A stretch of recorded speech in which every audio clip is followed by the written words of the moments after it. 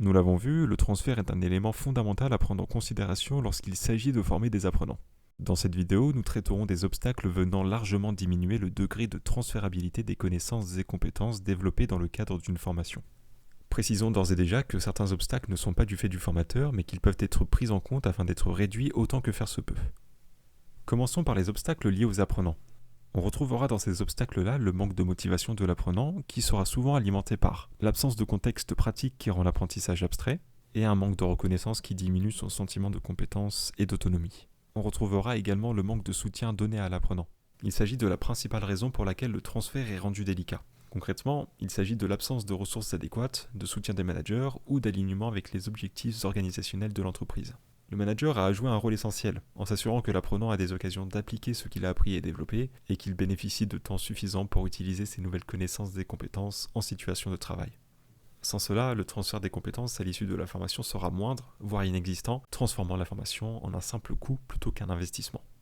Continuons avec les obstacles liés aux caractéristiques des apprenants. On retrouvera dans ces obstacles la faible perception de la valeur de la formation par l'apprenant. Est sujet ici le fait que les apprenants ne voient pas les avantages concrets de la formation, tels que l'amélioration de leur performance en situation professionnelle et l'atteinte de leurs objectifs qu'ils se sont fixés avant, pendant et ou durant la formation. Quand l'apprenant est dans cette situation, il est moins enclin à être motivé à appliquer ce qu'il a appris et développé en cours.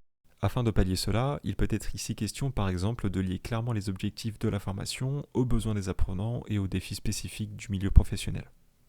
On retrouvera également dans ces obstacles liés aux caractéristiques des apprenants le manque de sentiment d'auto-efficacité. Un manque de sentiment d'efficacité personnelle constitue un frein majeur au transfert des compétences de l'apprenant. Car s'il a une faible confiance en sa capacité à mettre en œuvre les compétences développées en formation, il sera amené à se décourager. Il pourra par exemple être ici question d'amener l'apprenant à réaliser des tâches qu'il sera en mesure de réussir de manière plus ou moins progressive en lui fournissant un accompagnement adapté pour surmonter ses éventuelles appréhensions.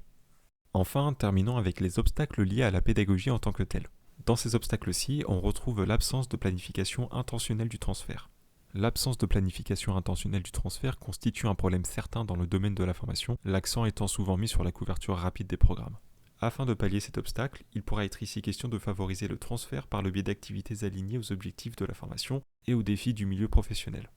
Dans ces obstacles, nous retrouvons aussi la fragmentation des notions abordées. En effet, lorsque les compétences sont enseignées comme des éléments isolés, sans être intégrées à des concepts globaux, leur réutilisation dans d'autres contextes s'en trouve limitée. Par exemple, si dans le cas où l'on forme à la communication efficace et qu'on enseigne l'écoute active et la communication non verbale de manière distincte et indépendante, cela sans expliquer que ces deux notions interagissent ensemble, on occulte la manière dont elles s'articulent.